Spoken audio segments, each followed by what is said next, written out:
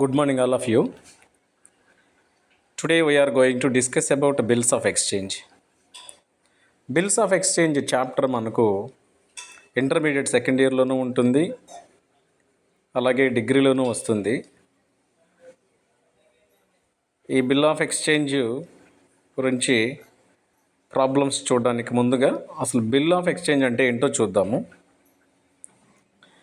Bill of exchange అనేటటువంటిది ఏ సందర్భంలో involve అవుతుందంటే, ఒకవేళ బిజినెస్లో క్రెడిట్ ట్రాన్సాక్షన్స్ చేస్తున్నట్లయితే, ఎవరికైనా క్రెడిట్కి గూడ్స్ని సేల్ చేసేటటువంటి సందర్భం ఎదురైనప్పుడు ఆ వ్యక్తి నుంచి ఎవిడెన్స్గా తీసుకునేటటువంటి ఓ రిటర్న్ డాక్యుమెంట్ని బిల్ ఆఫ్ ఎక్స్చేంజ్ అంటారు. ఈ బిల్ ఆఫ్ ఎక్స్చేంజ్ అనేది ఒక negotiable instrument. Negotiable instruments act 1881 ఏ విధంగా అయితే ఓ చెక్కు లేదా డిమాండ్ డ్రాఫ్ట్, ప్రామిసరీ నోటు ఇలాంటి వాటికి ఎలాంటి కండిషన్స్ ఉన్నాయో, అలాగే బిల్ ఆఫ్ ఎక్స్చేంజ్ కూడా ఆ యాక్ట్ కిందకే వస్తుంది. ఈ బిల్ అంటే ఏంటి అంటే, it is an instrument in writing. అంటే వ్రాతపూర్వకమైనటువంటి ఒక డాక్యుమెంట్, ఇన్స్ట్రుమెంట్ ఇది. ఇట్ కంటైన్స్, ఎలా ఉంటుంది ఈ బిల్లు, ఎలాంటి విషయాలను కలిగి ఉంటుందంటే, అన్ అన్కండిషనల్ ఆర్డర్, అంటే కండిషన్లు ఏమీ లేకుండా, షరతులు ఏమీ లేకుండా ఉండేటటువంటి ఒక order, the order which is given by the maker, and it is to be signed by the maker, and he directing a certain amount to pay a certain person without any conditions. ఎవరైతే bill రాసిన వ్యక్తి ఉన్నాడో, maker of the bill, అతను direct చేసినటువంటి విధంగా ఆ bill పైన చెప్పినటువంటి అమౌంట్ని అతను చెప్పినటువంటి పర్సన్కి, ఆ బిల్లు ఎవరైతే యాక్సెప్ట్ చేశారో ఆ పర్సను అన్కండిషనల్గా అమౌంట్ని చెప్పిన విధంగా పే చేయాల్సినటువంటి విషయాన్ని అది తెలియచేస్తుంది. అది కూడా ఓరల్ డాక్యుమెంట్లా కాకుండా it is a return document, it is an evidence for the credit transaction. అక్కడ చేసినటువంటి అరువు వ్యవహారం ఏదైతే ఉందో దానికి మనకున్నటువంటి ఎవిడెన్స్ ఏంటి అంటే ఈ బిల్ ఆఫ్ ఎక్స్చేంజ్. అయితే ఈ బిల్ ఆఫ్ ఎక్స్చేంజ్లో 3 పార్టీస్ ఇన్వాల్వ్ అవుతారు. ఒకరేమో బిల్లు రాసే వ్యక్తి, అంటే బిల్ మేకర్, వాళ్ళని డ్రాయర్ అని అంటారు. Drawer means who draws a bill, who makes the bill. Second person drawee అంటాము, అంటే హూ యాక్సెప్టెడ్ ద బిల్, అంటే ఎవరైతే క్రెడిట్ పైన గూడ్స్ని పర్చేస్ చేసి చెప్పిన డేట్కి చెప్పిన అమౌంట్ని పే చేస్తాను అని యాక్సెప్ట్ చేస్తున్నాడు త్రూ హిస్ సిగ్నేచర్, ఆ పర్సన్ బయ్యర్ని డ్రాయి అని చెప్పి పిలుస్తాం. థర్డ్ పార్టీ ఏంటంటే పేయి, అంటే డ్యూ డేట్లో ఏ పర్సన్ అయితే అమౌంట్ని తీసుకుంటున్నాడో ఆ పర్సన్ని పేయి అని చెప్పి పిలుస్తాం. ఇలా 3 పార్టీస్ ఇన్వాల్వ్ అవుతారు. ఈ 3 పార్టీస్ మధ్య జరిగేటటువంటి ట్రాన్సాక్షన్స్ని మనం బుక్స్ ఆఫ్ అకౌంట్స్లో జర్నల్ ఎంట్రీస్గా రికార్డ్ చేసుకుంటాం. ఇలా ఈ బిల్స్ ఆఫ్ ఎక్స్చేంజ్ అనేటటువంటి చాప్టర్లో మనకు టోటల్గా 4 మెథడ్స్ ఇన్వాల్వ్ అవుతాయి. ఎన్ని మెథడ్స్ ఇన్వాల్వ్ అవుతాయంటే 4 మెథడ్స్ ఇన్వాల్వ్ అవుతాయి. ఈ 4 మెథడ్స్లో ఇప్పుడు మనం ఫస్ట్ మెథడ్ గురించి మాట్లాడుకుందాం. ఫస్ట్ మెథడ్ ఏంటంటే bills retained until the due date. ఇప్పుడు ఇక్కడ చూడండి, ఒక ఎగ్జాంపుల్ ఇచ్చాను నేను. Ravi sold goods to Raja on 1st April 2014, value of ₹3,000. అంటే రవి అనే పర్సను రాజా అనే పర్సన్కి 2014 3,000 వర్త్ ఆఫ్ గూడ్స్ని క్రెడిట్ పైన సేల్ చేశాడు. సేల్ చేసి అదే రోజున ఏం చేశాడంటే 3 months బిల్ని ఆ రాజా పైన రాస్తే రాజా ఆ బిల్ని యాక్సెప్ట్ చేశాడంట. 3 months బిల్ని ఏం చేశాడు రాజా? యాక్సెప్ట్ చేశాడు. అంటే ఫర్ ఎగ్జాంపుల్ రవి అని మనం అనుకుందాము. రవి అనే మనము రాజా అనే పర్సన్కి 2014 జనవరి 1 3,000 వర్త్ ఆఫ్ గూడ్స్ని సేల్ చేసాము. అదే రోజున ఏం చేసాము, ఆ పర్సన్ పైన 3 months బిల్లుని మనం రాసాము. వీఆర్ ద మేకర్, బిల్లు రాసిన వ్యక్తి మనము. ఆ బిల్లుని అతను ఏం చేశాడంటే 3 months బిల్లుని యాక్సెప్ట్ చేశాడు. 3 months బిల్లుని యాక్సెప్ట్ చేశాడు. 3 months బిల్ యాక్సెప్టెన్స్ అయిపోయిన తర్వాత ఆ బిల్లుని ఏం చేస్తాము అనేదే మనం అనుకుంటున్న methods. Number 1, bill retains until the due date. గడువు తేదీ వరకు, ఆ 3 నెలలు కంప్లీట్ అయ్యేంత వరకు ఆ బిల్లుని మన దగ్గరే ఉంచుకుంటే ఆ మెథడ్ని ఏమంటామంటే, first method when the bill retains until the due date. గడువు తేదీ పూర్తయ్యే వరకు బిల్లుని మన దగ్గరే ఉంచుకోవడం ఫస్ట్ మెథడ్. అలా బిల్లు మన దగ్గరే ఉంచుకున్నప్పుడు 2 కండిషన్స్ జరగడానికి అవకాశం ఉన్నాయి. ఒకటి, డ్యూ డేట్లో బిల్లు ఆదరణ పొందొచ్చు, డిజానర్ అనాదరణ పొందొచ్చు. ఆనర్ అంటే ఏంది, డిజానర్ అంటే ఏంటంటే, రవి అనే మనము రాజాకి గూడ్స్ని సేల్ చేసేసిన తర్వాత 3 months వరకు వెయిట్ చేస్తే 3 months తర్వాత అతను డబ్బులు మనకి ఇవ్వాల్సినటువంటి డ్యూ డేట్ ఏదైతే ఉందో ఆ డ్యూ డేట్లో రాజా తను ఇవ్వాల్సినటువంటి 3,000ని మనకు ఇచ్చేసినట్లయితే అది ఆనర్. అలా ఇవ్వకపోతే డిజానర్. ఇస్తే డిజానర్, ఇస్తే ఆనరు, ఇవ్వకపోతే డిజానర్ అని అంటాం. ఇప్పుడు మనం ఏం చేస్తామంటే, కొన్ని ప్రాబ్లమ్స్ ఆనర్ అయినట్టు చెప్తాడు, కొన్ని ప్రాబ్లమ్స్ డిజానర్ అయినట్టు చెప్తాడు. ఇక్కడ ఇచ్చిన ఈ ప్రాబ్లమ్ని ఆనర్ అయితే ఎలా చేస్తాము, డిజానర్ అయితే ఎలా చేస్తామనేది క్రింద ఇచ్చాను, ఒకసారి జాగ్రత్తగా గమనించండి. Ravi sold goods to Raja on 1st January 2014 for value of rupees 3,000 and Raja accepted for 3 months bill and returned also. On due date bill was honor అన్నాడు అనుకోండి. On due date bill was honour అన్నాడు అనుకోండి. అప్పుడు మనము ఈ green page ఏదైతే ఉందో దాని వరకు మాత్రమే ఎంట్రీస్ రాయాల్సి ఉంటుంది. ఏమని రాస్తాము, journal entries in the books of Ravi అని మన బుక్స్లో రాసుకోవాలి. ఏం రాస్తాం మనం చేసిన పనులు ఏమున్నాయో, ట్రాన్సాక్షన్స్ ఏమున్నాయో వాటి వరకే రాస్తాం. ఫస్ట్ రవి అని మనం ఏం చేసాము, సేల్ చేసాం కాబట్టి సేల్ చేసిన దానికి ఫస్ట్ ఎంట్రీ వేసుకోవాలి. ఎవరికి సేల్ చేసాం మనము, రాజాకి. సో రాజా అనేటటువంటి వ్యక్తి మన దగ్గర అప్పుని తీసుకుంటున్న వ్యక్తి కాబట్టి ఆ అప్పు తీసుకునే వ్యక్తి ఎవరైతే ఉన్నారో అతన్ని డెబిట్ చేసుకున్నాం. రాజా ఏం చేసుకున్నాము, రాజా అకౌంట్ డేటార్ అని రాశాము. రాజా ఎందుకు మనకు అప్పు ఉన్నాడు అంటే మనం ఏం చేసాము, సేల్ చేసాం కాబట్టి సేల్స్ అనేది ఇన్కమ్ కాబట్టి క్రెడిట్ చేసుకున్నాం. సో ఫస్ట్ మనం చేసిన ట్రాన్సాక్షన్ ఏంటంటే, వీ సోల్డ్ గూడ్స్ టు రాజాకి గూడ్స్ని సేల్ చేసాము. రాజా అనేవాడు మనం గూడ్స్ని సేల్ చేస్తే తీసుకుంటున్నాడు కాబట్టి డెబిట్ చేస్తున్నాము. గూడ్స్ అనేటివి వెళ్ళిపోతున్నాయి కాబట్టి గూడ్స్ వెళ్తే క్రెడిట్ చేయాలి. గూడ్స్ అకౌంట్కి బదులుగా సేల్స్ని మనం క్రెడిట్ చేసుకున్నాం. సో ఎంట్రీ ఏమొస్తుంది ఇక్కడ, Raja account debtor to sales account అని రాసి డెబిట్లో 3,000 క్రెడిట్లో 3,000 వేసుకొని ఇలా నేరేషన్ ఇచ్చుకోవాలి.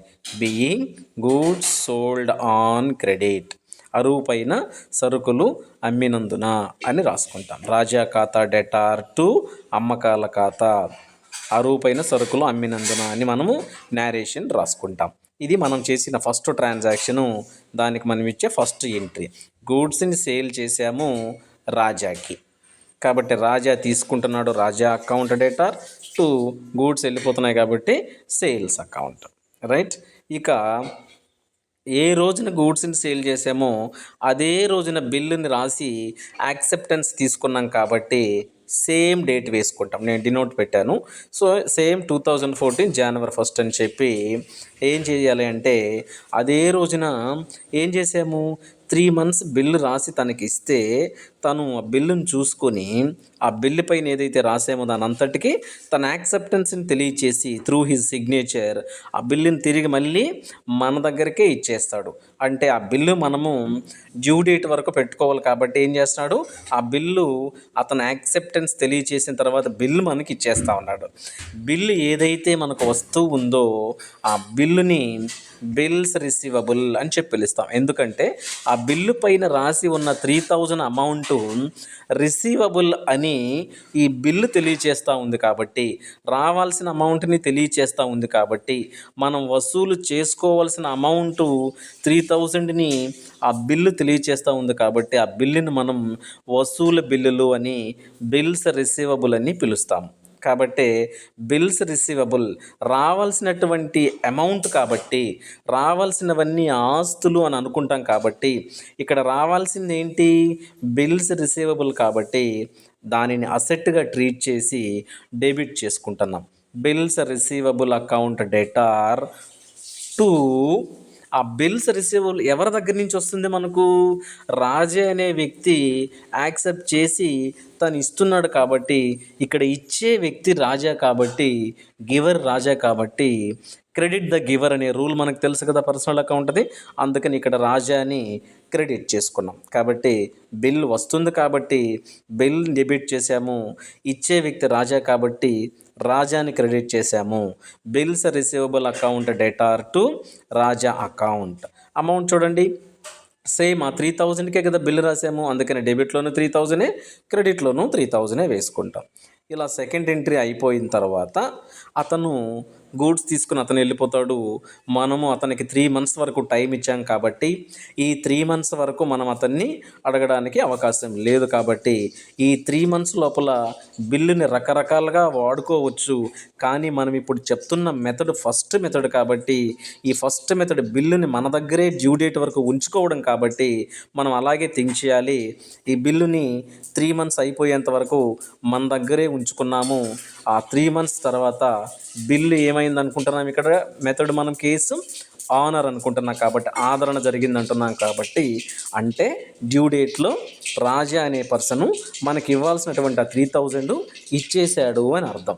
ఏ రూపంలో ఇచ్చుంటాడు, క్యాష్ రూపంలో ఇచ్చుంటాడు కాబట్టి క్యాష్ మనకు వస్తుంటుంది.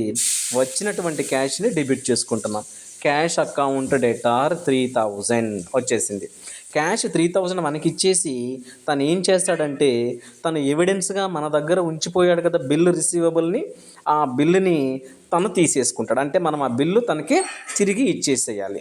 కాబట్టి మన దగ్గర నుంచి ఈ 3 నెలలు మనతో ఉన్నటువంటి బిల్స్ రిసీవబుల్ అనేటటువంటి దాన్ని ఇచ్చేస్తున్నాం కాబట్టి, ఇస్తే అది మన దగ్గర నుంచి పోతుంది కాబట్టి వాట్ గోస్ అవుట్ క్రెడిట్ అనే రూల్ ప్రకారం దాన్ని ఏది బయటకు పోతే దాన్ని క్రెడిట్ చేయాలి. కాబట్టి ఇక్కడ బిల్ వెళ్ళిపోతుంది కాబట్టి దాన్ని క్రెడిట్ చేస్తున్నాము. సో క్యాష్ వస్తుంది కాబట్టి డెబిట్ చేస్తున్నాము, బిల్ వెళ్ళిపోతుంది కాబట్టి క్రెడిట్ చేస్తున్నాము. Cash account debtor to bills receivable account. నగదు ఖాతా డెటార్ టు వసూలు బిల్లుల ఖాతా. 3000 అని వేసుకొని narration being bill was honoured on due date, గడువు తేదీన బిల్లు ఆదరణ చెందినందున అని రాసుకుంటాం. ఇక్కడ చూస్తే డేట్ నేనేం వేసానంటే April 4 అని మెన్షన్ చేశాను. ఎందుకు అంటే 3 months కౌంట్ చేయండి. ఎప్పుడు జనవరిలో మనము గూడ్స్ని సేల్ చేసాం. జనవరిలో సేల్ చేసి ఏం చేసామంటే 3 months టైం ఇచ్చాం. అంటే జనవరి 1 నుంచి ఫిబ్రవరి 1, ఫిబ్రవరి 1 నుంచి మార్చి 1, మార్చి 1 నుంచి ఏప్రిల్ 1కి 3 months కంప్లీట్ అవుతాయి. అయితే ఈ చాప్టర్లో మనకు బిల్స్ ఆఫ్ ఎక్స్చేంజ్లో ఏం చేస్తారంటే ఏదైతే April 1 అనుకుంటున్నామో 3 months లాస్ట్ అయిపోయింది, దానికి 3 days ఎక్స్ట్రాగా ఇస్తారన్నమాట. ఆ ఎక్స్ట్రా ఇస్తున్న 3 daysని గ్రేస్ డేస్ అని పిలుస్తాం, అనుగ్రహ దినాలు అంటాం.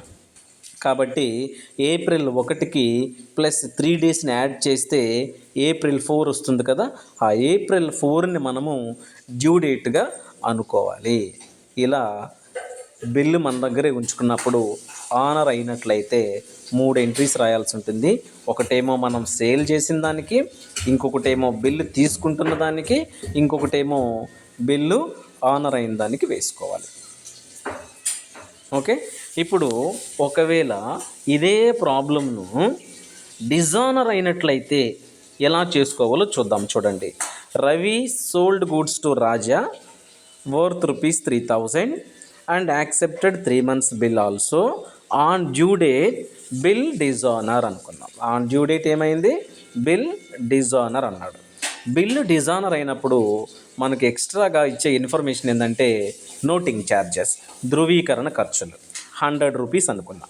ఈ ప్రాబ్లంలో బిల్లు డిజానర్ అయింది కాబట్టి ఎక్స్ట్రాగా మనకి ఇచ్చినటువంటి పాయింట్ ఏంటి? ఇక్కడ నోటింగ్ ఛార్జెస్ 100, ధృవీకరణ ఖర్చులు. ఇప్పుడు ఈ సిచ్యువేషన్లో మనము ఏం చేద్దామో చూద్దాం. ఎంట్రీస్ ఎలా వేస్తాం? సేమ్ దానికి దీనికి ఏం చేంజెస్ ఏమీ ఉండవు. హెడ్డింగ్ యాజ్ ఇట్ ఈస్గా పెట్టుకున్న తర్వాత ఫస్ట్ మనం చేసిన ట్రాన్సాక్షన్ ఏంటి? గూడ్స్ ఇన్ సేల్ చేస్తాం. ఎవరికి? రాజాకే. కాబట్టి ఆనర్ అయినా డిజానర్ అయినా ముందు గూడ్స్ ఇన్ సేల్ చేసాం కాబట్టి ఎంట్రీ ఏమీ మారదు, ఒకేలాగా ఉంటుంది. ఇక్కడ రాజా అకౌంట్ డేటార్ టు సేల్సే, ఇక్కడ కూడా రాజా అకౌంట్ డేటార్ టు సేల్సే, రాజా ఖాతా డేటార్ టు అమ్మకాల ఖాతా.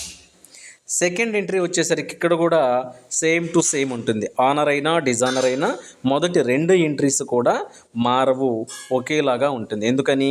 సెకండ్ ఎప్పుడైతే సేల్ చేస్తామో ఆ తర్వాత మనం చేసే పని ఏంటి? వాళ్ళ దగ్గర నుంచి బిల్ వస్తుంది, వాడు ఇస్తున్నాడు కాబట్టి క్రెడిట్ చేస్తాం. Bills receivable account debtor to Raja ఖాతా అని రాసుకుంటాం. ఇకపోతే డ్యూ డేట్లో మాత్రము ఎంట్రీ చేంజ్ అయిపోతుంది. ఎట్లా ఎంట్రీ చేంజ్ అవుతుంది అంటే, డ్యూ డేట్లో డబ్బులు వచ్చేసింది ఆనర్, ఇంతకుముందు చెప్పింది. ఇప్పుడు డబ్బులు రాలేదు డిజానర్, అనాదరణ జరిగింది. కాబట్టి ఏం చేస్తాము? ఇప్పటికీ ఇవ్వాల్సిన డేట్ ఏదైతే ఉందో ఆ డేట్కి రాజా ఇవ్వాల్సిన అమౌంట్ మనకి ఇవ్వలేదు కాబట్టి ఇప్పటికీ అతను మనకు బాకీ ఉన్నట్టే కదా. ఎవరైతే మనకు బాకీ ఉన్నారో వాళ్ళని డెటార్ అనే కదా పిలుచుకుంటాం. డెటార్ అనేది మనకు ఆస్తి కదా. కాబట్టి డెబిట్లోనే రాసుకున్నాం. మళ్ళీ తిరిగి రాజా అకౌంట్ డెటార్ అని డెబిట్లోనే రాసుకున్నాము. అమౌంట్ మాత్రం మారింది. చూడండి, 3100 వేసాం. ఎందుకు అంటే ఆల్రెడీ అతను ఇవ్వాల్సిన అమౌంట్ 3000 ప్లస్ ఇప్పుడు ఏదైతే అతను ఇవ్వాల్సిన టైంకి మనకు అమౌంట్ ఇవ్వలేదో ఆ సందర్భంలో మనము నోటరీ పర్సన్ దగ్గరికి వెళ్ళి నోటింగ్ చేయించినందుకు గాను ఆ నోటరీకి ఒక ₹100 పే చేసామంట. అది నోటింగ్ ఛార్జెస్ అంటే 100 అని. ఆ నోటరీ పబ్లిక్ ఫీజు ఎంత ఇచ్చాము? 100. బిల్లు మన దగ్గరే ఉండింది కదా, మనం కదా నోటరీ దగ్గరికి వెళ్ళి ఉంటాము. అక్కడ మన అమౌంట్ 100 పోయింది కాబట్టి ఆ 100ను కూడా రాజా నుంచే మనం కలెక్ట్ చేసుకోవాల్సి ఉంటుంది. కాబట్టి రాజా ఆల్రెడీ 3000 అమౌంట్ బాకీ ఉన్నాడు, ప్లస్ ఇప్పుడు పెట్టిన నోటరీ ఫీజు కూడా 100 అతనే ఇవ్వాలి. కాబట్టి టోటల్గా 3100 మనకు రాజా అప్పున్నట్టుగా కొత్తగా రాసుకుంటున్నాం. రాజా అకౌంట్ డేటార్ 3100 అలా రాసుకొని ఏం చేస్తాము? ఇప్పుడు బిల్ ఏదైతే ఉందో ఆ బిల్లుని ఇక దాని టైం కంప్లీట్ అయిపోయింది కాబట్టి 3 months, ఇక దానికి వ్యాలిడిటీ ఉండదు కాబట్టి దాన్ని మన దగ్గర ఉంచుకొని ఏం చేస్తాం? అందుకనే ఆ బిల్లుని రాజాకే పంపించేస్తాం. అంటే బిల్లు ఏమవుతుంది? మన దగ్గర నుంచి వెళ్ళిపోతూ ఉంది. సో బిల్లు వెళ్ళిపోతే ఏం చేయాలి? దాన్ని వస్తే డెబిట్ చేసుకుంటున్నాము, పోతే ఏం చేసుకుంటాము? క్రెడిట్ చేసుకుంటాం. సో బిల్లు వెళ్ళిపోతుంది, క్రెడిట్. ఎంత వర్త్ ఆఫ్ బిల్లు వెళ్తుంది? 3000. అందుకని 3000 వేసాను క్రెడిట్లో. ఆ తర్వాత జరిగిన విషయం ఏంటంటే నోటరీ దగ్గరికి వెళ్ళినప్పుడు ఫీజుగా ₹100 పే చేసాం కదా మనము. అంటే మన దగ్గర ఉన్నటువంటి క్యాష్ 100 పోతుంది కదా. సో క్యాష్ పోతున్నప్పుడు క్రెడిట్ చేయాలి కదా. అందుకని టు క్యాష్ అకౌంట్ అని ₹100ని క్రెడిట్లో వేసుకున్నాను. So Raja account data to bills receivable account to cash account. ఇది మనము ఫస్ట్ మెథడ్లో బిల్లు డిజానర్ అయినప్పుడు వచ్చేటటువంటి థర్డ్ ఎంట్రీ. ఇక్కడ చూడండి, ఆనర్ అయినా డిజానర్ అయినా 3 months బిల్లే కదా. అందుకని గ్రేస్ డేస్తో కలుపుకొని April 4 అనేది మనము థర్డ్ ఎంట్రీకి ఇచ్చుకున్నాము. రైట్.